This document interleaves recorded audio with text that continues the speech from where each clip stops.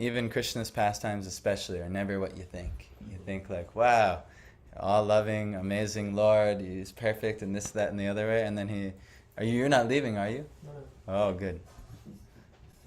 Not for Piyush's last day part.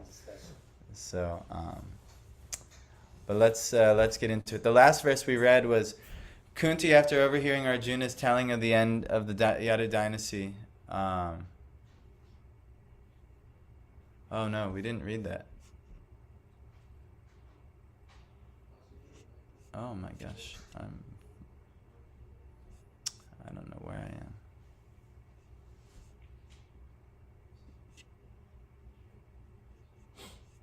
Can you check the last screen number? I could, but it's right around here. Yes, it's this one, 27. So the last verse we read was, now I'm attracted to those instructions imparted to me by the personality of Godhead, Govinda, because they are impregnated with instructions for relieving the burning heart in all circumstances of time and space. So Arjuna is realizing the reality of Krishna leaving, and now he's remembering what? The Bhagavad Gita. So don't think that, oh, I've graduated from Bhagavad Gita, I'm reading Srimad Bhagavatam now, or oh, I've graduated from Chaitanya Charitamrita, Bhagavatam, I'm reading Chaitanya Charitamrita now, or I've graduated from Chaitanya Charitamrita, I'm reading only rasa literatures about Krishna's intimate pastimes. You know, this is number one foolish mentality, and also these, just like, you know, you can't say, oh, I forgot about addition and subtraction, I'm doing calculus now. Because if you forget how to do addition and subtraction, there will be no calculus being done at all. So similarly, you will not graduate to higher levels of realization and teaching unless the foundation is understood thoroughly. And so Bhagavad Gita is that, and when Arjuna was suffering from the Lord disappearing, he had to then rely on his Vani. A lot of times we will get, there's two types of association, of the Lord and even with Guru and the Vaishnavas. And there's Vapu, association of the body, with good fortune. We can be with great personalities. But then also, because we all come and go and scatter like sticks in a river. Sometimes we're flowing together, and then other times everything gets scattered by the waves, the rocks, and so on of the material world. Then people will be flowing all over. So sometimes also people leave this world. You know, Guru will leave. Vaishnavas will leave. And so then all we can rely on then is the Vani. Vapu is nice, but like for instance Srila Prabhupada coming to this world, doing an incredible, this country and doing an incredible thing, all on Vani Seva. All on Vani Seva of Srila Bhaktisiddhanta Saraswati. And none of his other godbrothers could do it. He even sent other of his most qualified men to England previously to try, and they concluded, no, it's impossible. The Western people, they cannot be reached. But only due to Srila Prabhupada following his Guru's order, he said, I have to at least try, and somehow coming across the American hippies. And the American hippies were the ones who could somehow spread this ancient teaching all over the world. And now here we are. So that's what they were missing. Shouldn't have tried with the Brits. You should have went to the American hippies. And also, only Srila Prabhupada could have done it. I wonder if there were British hippies that they just missed. I don't know what they did, but for whatever reason, the pastime was Srila Prabhupada is the one supposed to sit on the altar and be glorified for his marvelous achievement in serving Krishna. And now we'll read his purports. So Arjuna had to rely on now what was Krishna's instructions that were given to him, the Bhagavad Gita, and that was how he deals with every problem in life. That's what we have to do. If we don't understand Krishna's teachings, then all of a sudden, material world, here it comes, from all angles, barraging you. If you don't have Krishna's teachings deep in the heart, then you're just, you're just going to get like completely overwhelmed. But Krishna's teachings deep in the heart, now you can apply it. Here, test, the exam has come. How are you going to fare? And we'll see. I've had so many tests this week. I started endeavors on trying to actually generate income via some online things I'm doing. And wow, so much test, so much, testing of consciousness. What am I really focusing on? This, that, and the other thing. So much test. I'm feeling personally. So I understand now a little bit more now. When you guys go off to work every day, and you guys are just like, yeah, how do you stay focused? I'm like, just chant. But now I'm like, oh yeah, no. When you're absorbed in this thing, how do you do both? So very difficult. But in these tests, we can rely on Krishna. In these tests, difficulty comes, rely on Krishna. War comes, rely on Krishna. Like this. So all this is here. Anyhow. Sutuvacha Evam Chintayato Jishno Krishna Pada Saroruham Sohardinati Gadhena Shantasid Vimalamati Sutuvacha Sutta Goswami said, Evam, thus, Chintayata, while thinking of the instructions, Jishno, of the Supreme Personality of Godhead, Krishna Pada, the feet of Krishna, Saroruham, resembling lotuses, Sohardina, by deep friendship, Atigadena, in great intimacy, Shanta, pacified, Asi, it so became, Vimala, without any tinge of material contamination, Mati, mind.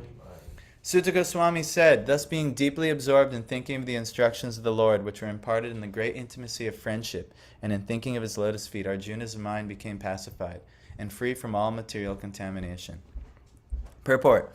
Since the Lord is absolute, deep meditation upon him is as good as yogic trance. The Lord is non-different from his name, form, quality, pastimes, entourage, and specific actions. Arjuna began to think of the Lord's instructions to him on the battlefield of Kurukshetra. Only those instructions began to eliminate the tinges of material contamination in the mind of Arjuna. The Lord is like the sun. The sun's appearance means immediate dissipation of darkness or ignorance, and the Lord's appearance within the mind of the devotee can at once drive away the miserable material effects. Lord Chaitanya has therefore recommended constant chanting of the name of the Lord for protection from all contamination of the material world. The feeling of separation from the Lord is undoubtedly painful to the devotee, but because it is in connection with the Lord, it has a specific transcendental effect which pacifies the heart.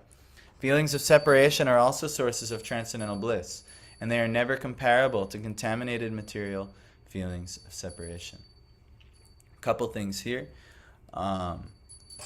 One, we don't sit, and just focus on being in trance. There are some devotees who do that, actually. These are called the Shanta devotees. Shanta Ras, if you know anything about Ras theory or the Ras, the 5 rasas, Shanta is the foundational Ras. Actually, without Shanta Ras, you cannot have Dasya, Sakya, Vatsalya, or Madhurya Ras. Sometimes immature devotees, they immediately just want to jump to Madhurya Ras. Yeah, Shanta is the passive relationship. And it's also, it culminates actually in being a liberated being. When you are fully aware of Advaita Gyan, when you're fully aware of the oneness of all things, then you're in Shanta Ras. And then when you know how to refine your understanding of oneness, then you begin and you realize the reality of Bhagavan. Then you actually will realize there's God, and then there's me, Sambandha Jnana. And then from there, you become, hopefully, servant. It's the evolution from Shanta to just passive adoration of the oneness of all things, the oneness of the Lord, and appreciation. You might even appreciate that there is a Bhagavan, but you don't really do anything. Like examples of Shanta Ras, some people even say Shukadev Goswami exhibits this, or Prahlad exhibits this. But best example is the 4 Kumaras. They're like completely liberated beings, and they believe, they appreciate the Lord, but because they know the Lord is the master of all things, they say, oh, what does he need my service for? What can I do for the Lord?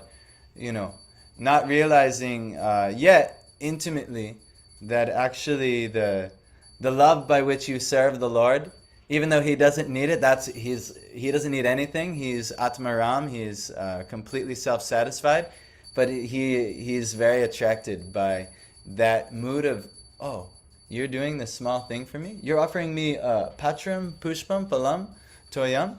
You're flour, fruit, water, some food stuff. Yes, it was touched by a bunch of dirty people at the grocery store. They were wiping their butts and anything, and then they go and touch your food and this, that, and the other thing. Realistically, this is what's happening. I was going in the co-op, and I like the girl who is, she oftentimes bags my groceries. I have a nice relationship with her, and I always compliment how she bags the groceries. But every time I go in there, she's also eating. Eating, and then like touching the food and stuff, and I'm supposed to offer this to Krishna, But this is, think about how many people are touching all the food. Can we really offer anything pure, anything nice to Krishna? Like in India, for instance, you get food off the street, and they don't have the same regulations they do here. So I I saw some videos of some person painting jackfruit. This has a blemish here. So then some man is painting the food that you're eating. So many things are happening, but that doesn't even matter, because the material world is a degraded thing. Everything, because the living entities are competing with each other here, they're always causing each other misery, trying to one-up each other or cheat each other. But if you ultimately use this unfortunate situation and offer whatever you have to the Lord, whatever you can muster to the Lord, He's very deeply pleased by this. And then the evolution of relationship evolves. So from Shanta to Dasya, and then there is potentially more. Dasya is, in order to become involved in bhakti, Dasya really becomes, has to be, that foundation is there. Shanta is also bhakti, but it's more of like a passive state. But no acharya, yes.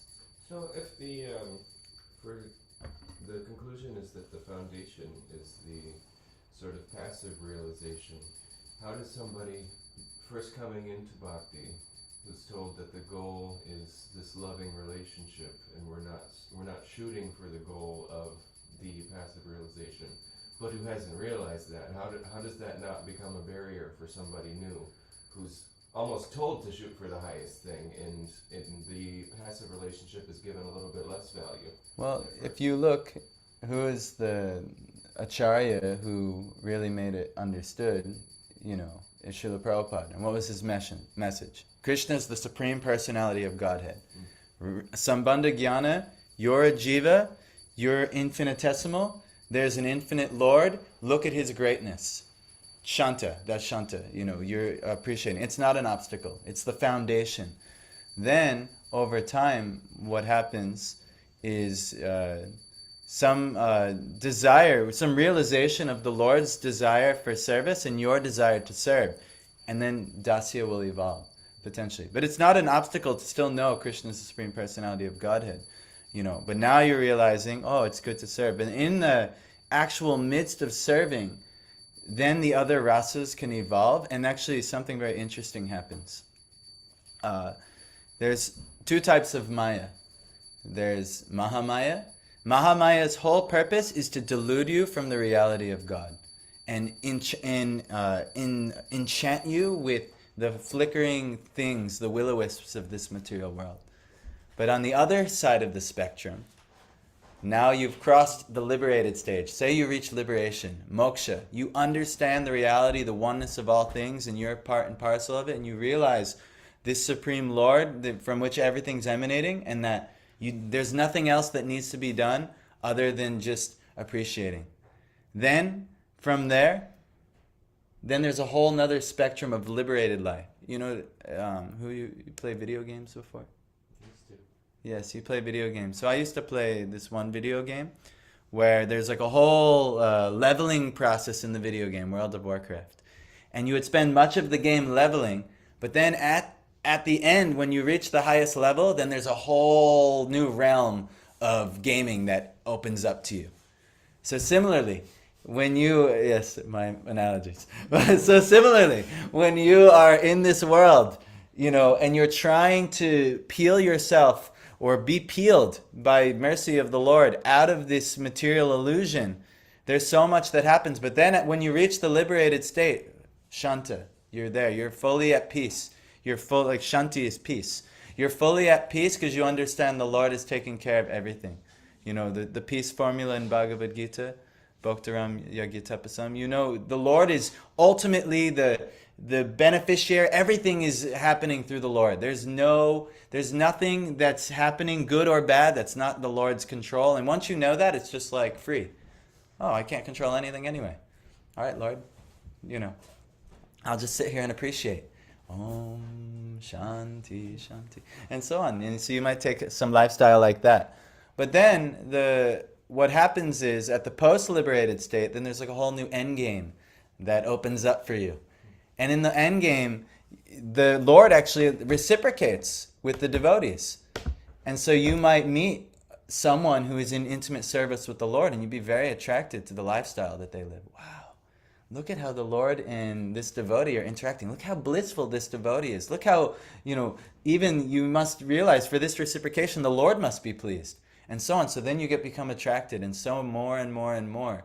And then what happens actually is that this, you were talking about, why am I saying all this? I was circling back to your question. What happens is that obstacle of understanding the Lord as the ultimate God, because you can't really, it's hard to have a relationship when you understand that person's God. It's very difficult. The least you can do is, I'm like a little pebble, I'm a speck of dust at your lotus feet. Please, have mercy on me.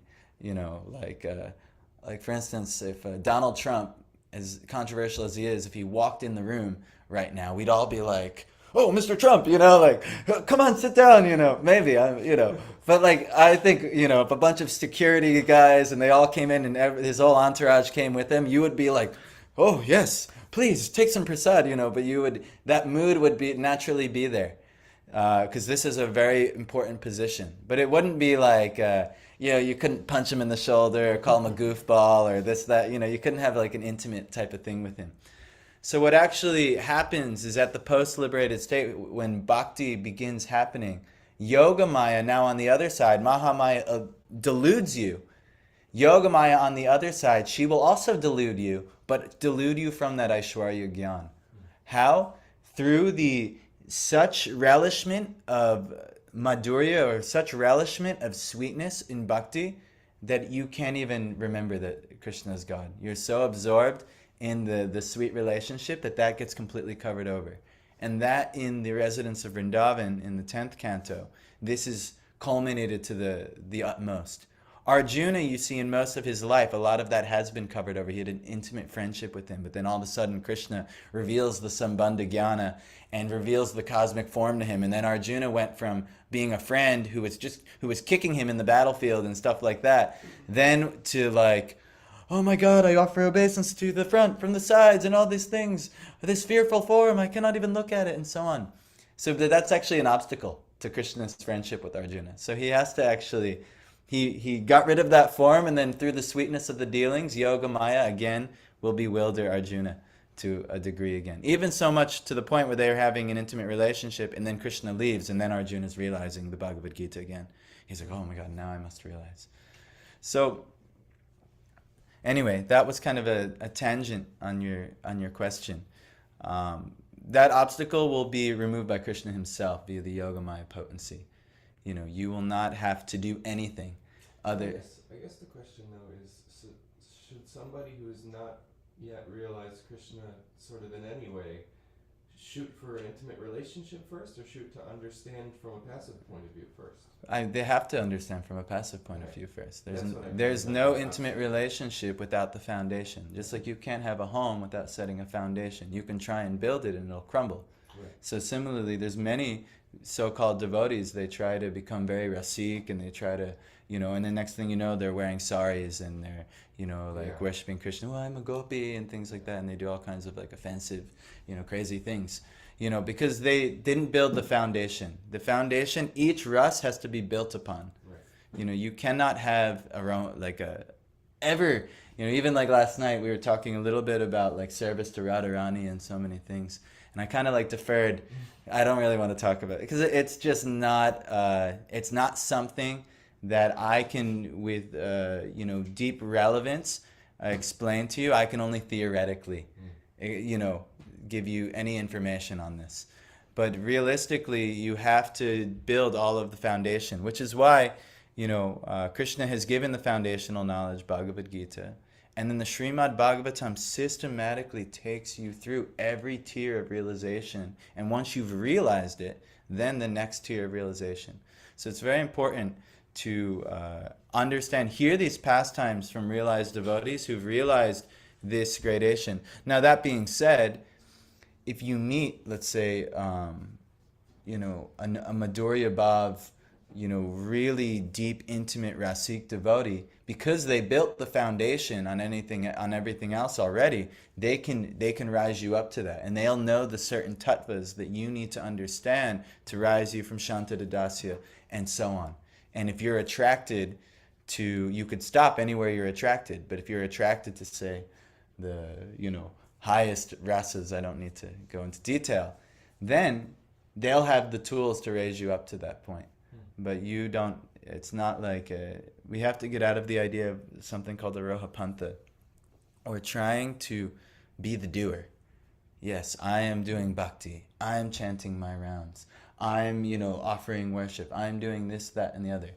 Really, I'm getting an opportunity to bumble around trying to do some service and bumble around with some chanting. And it's really up to Krishna whether anything is revealed to me or not. It's a complete paradigm shift. But anyhow, without foundational tattva, without Bhagavad Gita, yes, Parth.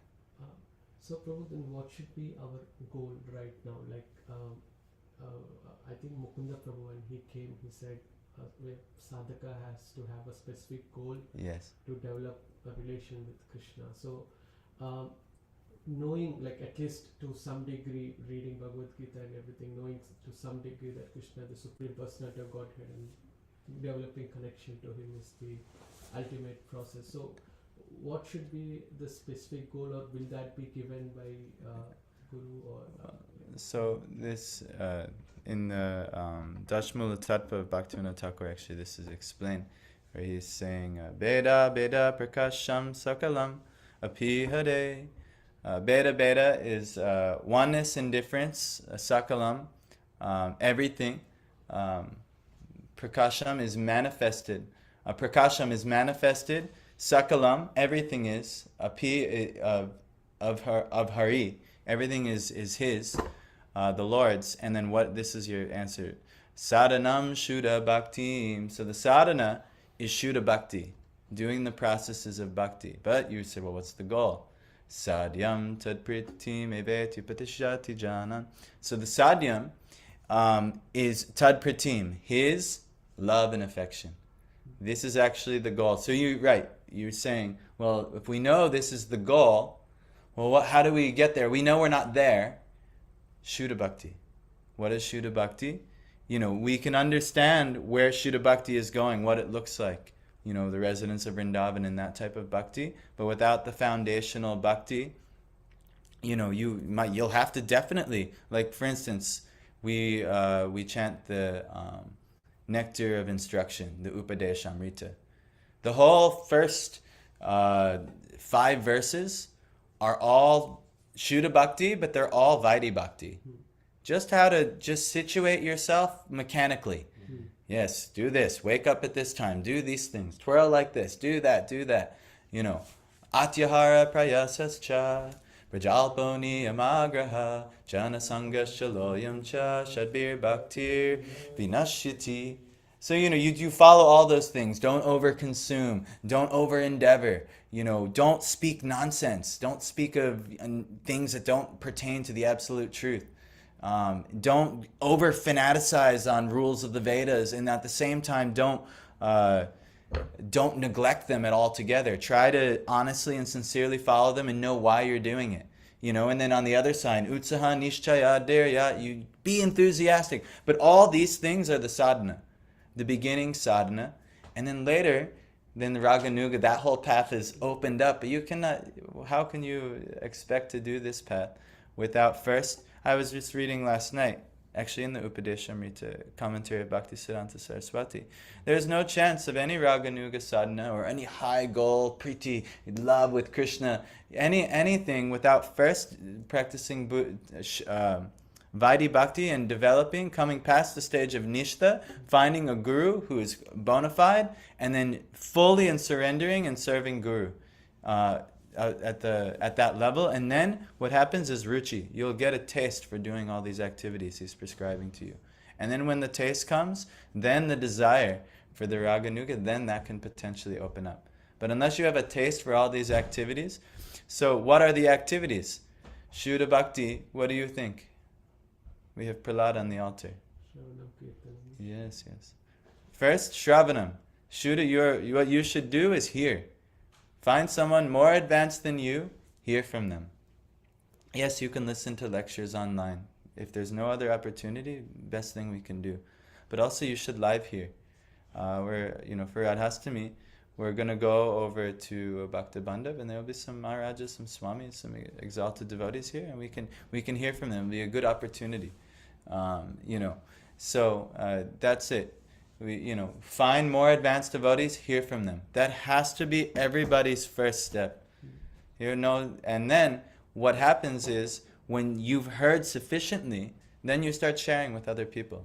And when you start sharing with other people, it becomes very relishable, but then it becomes very concrete in your being. I've shared this with this person, and next thing you know, you're rehearing it, and it's reconsecrating into your being, and next thing you know, you're living it. And then smaranam, you always can remember it. I never thought I would remember shlokas and things like this and all these things, but it can only happen if I'm actually practicing and regularly doing these things and telling others about these things, and then naturally it just comes to me because the process is there. First Shravanam, then Kirtanam, and then Smaranam, and then all of the other Shuddha Bhakti activities, and there's 9 main ones, and then there's 64 more detailed ones, and that's in the Bhakti Rasamrita Sindhu, or Prabhupada's Nectar of Devotion. So if you want to know more about these things, you can. But yeah, the what you have to do is understand the goal. Okay, love and affection with Krishna. What is the sadhana? Okay, the processes of bhakti. You have to hear from realized sadhakas first. Then the realized sadhaka will impart something into you, and then you share that with others. You live that, you do it, you practice it, and then you share that with others, how it's benefiting you, and then it'll become more and more concrete, and then you keep getting nourished, you keep hearing from more realized souls or one realized soul. It doesn't matter what channel it's coming, the bhakti is coming, but you have to go and recharge your bhakti battery.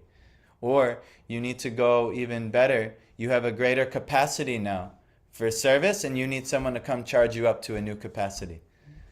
So like this, you're like an ever-increasing battery and an ever-increasing performance battery, and you just have to keep finding someone who can charge you up to the next level. And so you just keep placing yourself in the right place. That, all right, charge me up, and then they'll charge you, and then you go out, you try to do some bhakti practice, and then you'll find, okay, I've integrated this thing, but it's still not feeling enough. It'll never feel enough. You'll always have to hear more. You'll always, even for eternity actually. This is the process, Shravanam, Kirtanam, Smaranam. For eternity, it'll only expand. That's all. The capacity will just expand. It's not that you'll ever have to, I did my Shravanam. I heard for 20 years. Yes, you'll never stop. Keep hearing for another infinite amount of years. That's all. It's not, I heard, from this. It doesn't matter what you heard. Keep hearing, That's great that you heard that much, and maybe hopefully you've shared and remembered that. But now, keep going. So, yeah, that's really what we need to do. Did I finish the? You finished the purport. Yeah, I finished the purport. We were going through it. But just also, the Lord is like the sun. The sun's appearance means immediate dissipation of darkness. Like I was even myself, I've been doing, some of these online things to try and, generate some revenue and things like that. And I was seeing, getting myself in all kinds of potential and actually getting myself into situations where definitely feeling darkness. And so next thing I know, just having to surrender to the Lord, pray to the Lord. And then immediately such a shift is taking place. And then also, noticing that, okay, when I'm just approaching this and I'm not attached to results and things like that, and that, everything's the Lord's arrangement, everything works out as it needs to. And everything's perfect. So anyhow, yes, this has been a new stressful endeavor in my life. So, but without this foundational knowledge, I could have never even attempted what I'm trying to attempt right now. I would have never had a qualification. I would have just wanted to go cry in the corner or something. But you know what? But with the Lord, we can do things. Ultimately, we have to do them for the right reason. You have to have, ultimately, bhakti is the conclusion. How can I increase my bhakti? But you can do anything as bhakti to the Lord. And He might ask you to do all kinds of things. No one wants to fight a war. No, I don't want to fight a war. That's so inconvenient. It sucks. This, that, and the other. But Arjuna gets asked by Krishna to fight a war. Yes, Krishna. That's difference between the bhakta and the shanta. Shanta's, no, I don't need all of this.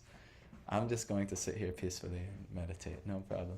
But bhakta, they realize the Lord wants some service being done. The Lord has all kinds of activities He's performing, and you can get the juice of being involved in it. Lord Chaitanya, He's coming and He's giving this Harinam Sankirtan movement. You could be passive and you're like, oh, that's wonderful. I'm realized, Om Shanti, or even Hare Krishna. Just be in the forest somewhere, Hare Krishna, Hare Krishna. Or you maybe even go, highest conclusion, you go to Vrindavan, in the forest of Vrindavan. Hare Krishna, Hare Krishna, Krishna. But because we're not qualified to sit there and do that, eventually we'll be called to go out and do it. Do Lord Chaitanya's movement. What is He doing? Every town and village. Every town and village. He wants His name spread all over the world. And it nourishes the devotees who do it. It'll nourish you. But at the same time, if you don't have any qualification to spread, if you're not following, if you haven't properly heard, what can you share? Yes, I've come here to save all of Syracuse. Well, are you saved? If not, what can you do? You can only save somebody to the degree that you're saved. If you haven't reached a level of advancement, no, you cannot help anyone else advance. Only you can help them advance to your level. So, if you're not that advanced, like all of us, we have to find someone who's advanced and have them advance us. Charge our battery. Then we can go out and serve them, because they do want to help. Vaishnavas are very merciful. They want to help everyone all over the world, and they send you out. And you'll have the tools to help people further. But you have to take the time for Shravanam. Some online is good, some reading is good. These are good activities, but these cannot be relied on alone. You need personal hearing and association, and the Shabda Brahma of the realized soul, it should come in the ears and touch the heart. And you'll know it's working when the heart is transformed after you've heard. And if the heart is not transformed, there's two things that could be happening. One, you could be not paying attention, or two, the person is not realized. So you have to see. Am I actually Tvaya Kagrena Chetasa? Am I have one-pointed attention in mind? Like Abhiram is very intently looking upon me right now. So this is how you have to do receive Hari Katha like this. So anyway, let's see. Yeah, let's do one more verse. This is really for you, Piyush. And then I have one more concluding teaching regardless of this thing. Vasudevang hranudhyana Paribrimhita ranghasa Bhaktya nirmathita shesha Kashaya dishanorjuna Vasudeva Angri. Vasudeva. The lotus feet of the Lord. Anudhyan, by constant remembrance. Paribrimhita, expanded. Ranghasa, with great velocity. Bhaktya, in devotion. Nirmatita, subsided. Ashesha, unlimited. Kashaya, dint. Dishana, conception. Arjuna. Arjuna's constant remembrance to the lotus feet of Lord Krishna, Sri Krishna, rapidly increased his devotion, and as a result, all the trash in his thoughts subsided.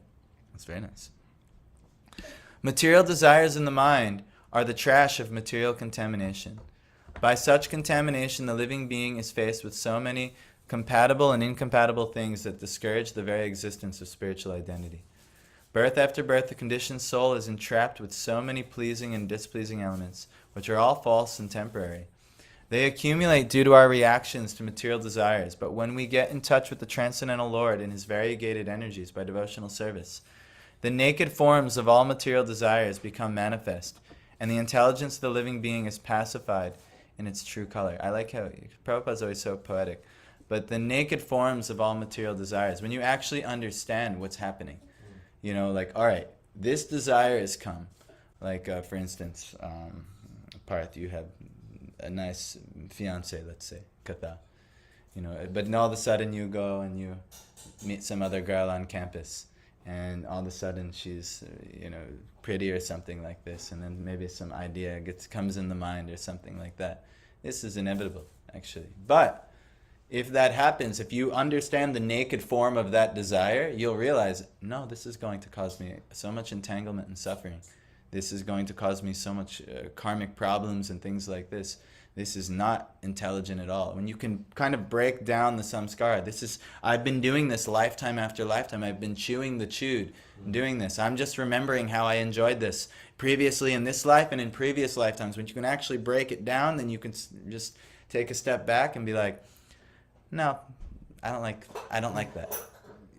When you see the whole implication, it's not what you think. It's, you can't get so enwrapped in that thing. So, this is kind of what Prabhupada is describing. Becomes manifest in the intelligence of the living being is pacified in its true color.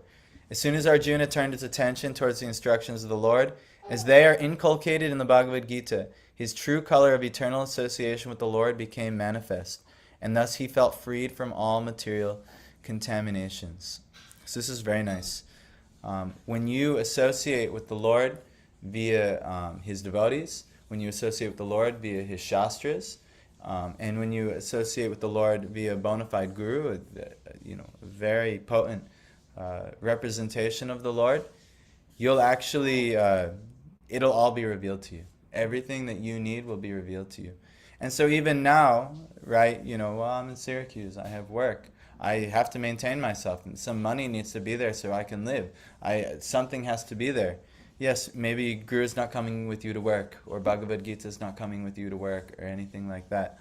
But if you remember their instructions, if you do the Vani Seva, and you can even remember the Lord's instructions, say you remember some verse from Bhagavad Gita, oh, this is really relevant to what's going on here, and so on, and then you'll know the true color of eternal association with the Lord became manifest, and thus he felt freed from all material contaminations. It'll be realized kind of what's the next step in your sadhana.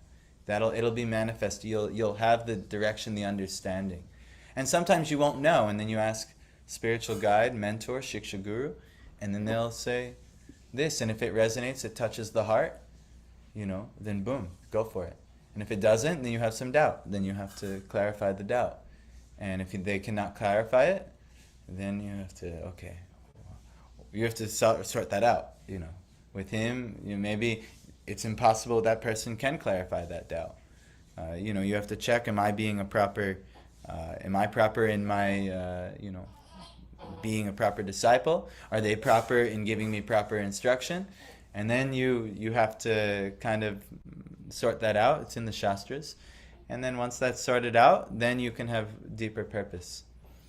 So anyhow, the last thing I want to just say is, for the message I want to just tell you guys, that, and especially for Piyush, there's 3 types of activities.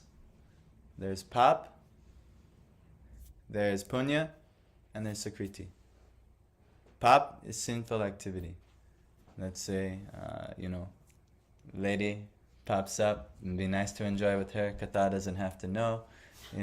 Let me start texting, slide in her DMs or something like that. And the next thing you know, you're talking, all these things.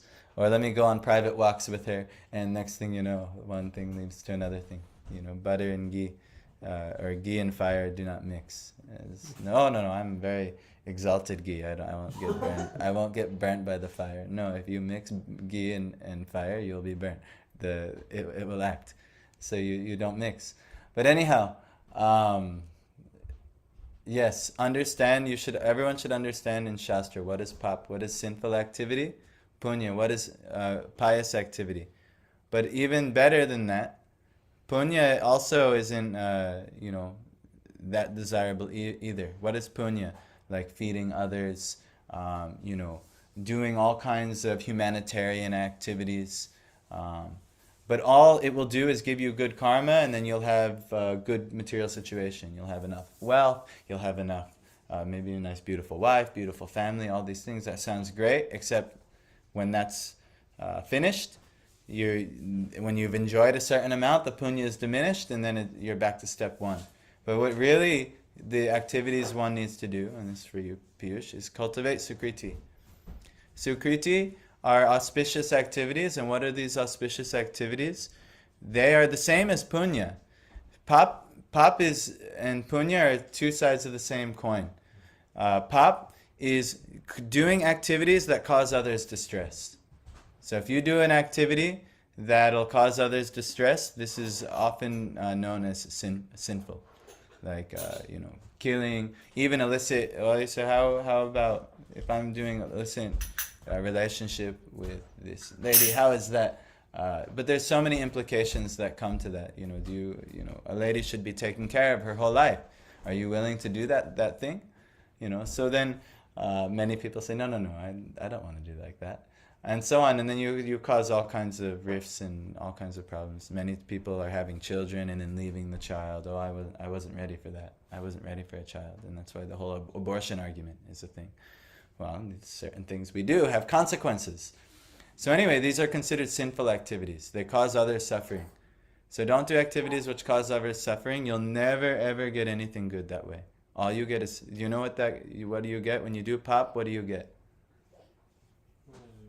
Yes, misery. Misery is the result of pap, of sinful activities. And then punya, what do you get? Temporary happiness. Yeah, you'll get some type of material enjoyment. But they also eventually, it will go away, and then you'll find yourself in alternating between pap and punya. Usually there's a mixture of both. But sukriti is what's going to really help us. Sukriti is the same as punya, but now what do you direct that punya to? Krishna, Guru, Vaishnavas. Yes. Krishna, Guru, and Vaishnavas. Do punya, do pious activities towards them. And then, by serving them, what do you get? The opportunities for bhakti come. We've all reached whatever platform we've reached in bhakti due to our sukriti. And it could be agyata sukriti. Sukriti you didn't even know you did. You just were walking by and, a devotee say, hey, can you help me real quick? I need to know where this is. And you're like, yeah, here. Boom, agyata sukriti. Prabhupada, he used to go to places to try and distribute his Srimad Bhagavatam. And people wouldn't take it oftentimes. So then Prabhupada would say, can you give me a glass of water? And then they would go and they'd give him a glass of water, and he would drink the water. And then by them serving him in some way, then all of a sudden their consciousness is purified. He'd ask again if they want the Bhagavatam set, and then they'd say yes this time. So why? Because Sukriti has been performed. So it's our duty, it's our job to try and build Sukriti. And we should know if suffering is coming in our life, why? Why does suffering come? Yes, past. We've been implicated in pap. We've been implicated in sinful reactions. If suffering is coming, it's not some random, wow, I don't know why Krishna did that. No, we do know why Krishna did that. Maybe if we're in ignorance, we don't know why Krishna did that. But, and yes, maybe we're not going to diagnose like Dhritarashtra, why did Krishna kill 100 of my sons? Well, he said, well, 100 births past, you killed a whole family of birds. I don't know if you've heard that story and things like that. But anyway, you might not know exactly thing, but you do know this. If suffering is coming, it's due to your sins. Due to sins have come. Disease, all types of material sufferings. From the demigods, from other living entities, anything, it's due to our sins. That's all. Yes. What about you see Queen Kunti and the Pandavas, I mean, they're a bit different because they're kind of eternal associates of the Lord. But even there's some gurus that I'm thinking of that might have some diseases or something that they, are going to die from, and and they're seemingly so exalted Yes. in all these things, right? So how do you? So, just because the body is undergoing transformations, and say the body is suffering, but if you're a realized soul, you're not. You're not suffering. So even what Kunti is suffering. What is Kunti? Her suffering. She's praying for more suffering. Why? Because she wasn't really suffering. She was deeply remembering the Lord in all circumstances. So it's different, actually. If she was identifying with the body, it would be so much suffering. But she wasn't suffering, actually, because she was totally dependent and remembering the Lord. And then it got to the point where when the Lord left, she was praying for calamity. Please bring all those sufferings back. Those material sufferings, they were great. I got to see you every step of the way. So this is the consciousnesses of a devotee. So if we find someone is very much suffering and attached to the body, maybe they're not of that caliber that maybe you thought or others are thinking. But the devotees, bodily suffering is nothing to them. Because, to advanced devotees, one is bhajan avigyam, realized in bhajan, the body is nothing. Oh, this bag of stool, again, causing some issue. I'll get a new one soon. It reminds me of Kananakanana Swami at Rathia. Do you remember that? Yeah, I do. And then so it was very nice. He was very exemplary. One of ISKCON's finest examples of, the body was not ready, and maybe some seemed like pop or something was there, but he actually had transcendental vision. I remember asking him, I said, are you sure you're going to leave? Because he looked so happy and blissful. And I was and he was yes, the doctors are pretty sure and things like this. And it's yeah, but you're so vibrant and things yeah, but this material world is not so much a place for a gentleman and things like that. He's telling us all these things. And then lo and behold, 6 months later, boom. It kind of came time, he fasted. You ever heard his final message? He left before, it's very nice. It's very nice. But this is exemplary. How a devotee would normally, cancer coming from pop, things like that. But because a certain level of realization is there, Krishna delivers from all of these things. Yes, we have an unlimited amount of pop waiting for us.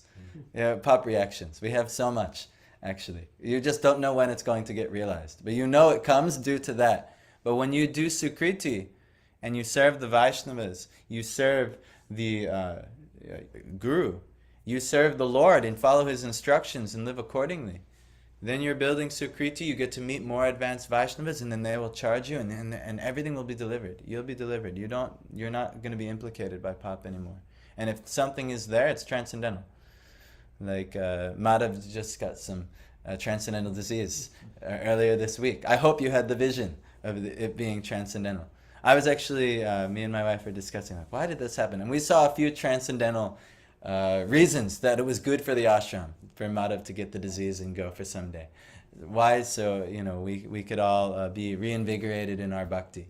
And then maybe I'm sure Madhav has his own transcendental realization on why it came and things like this.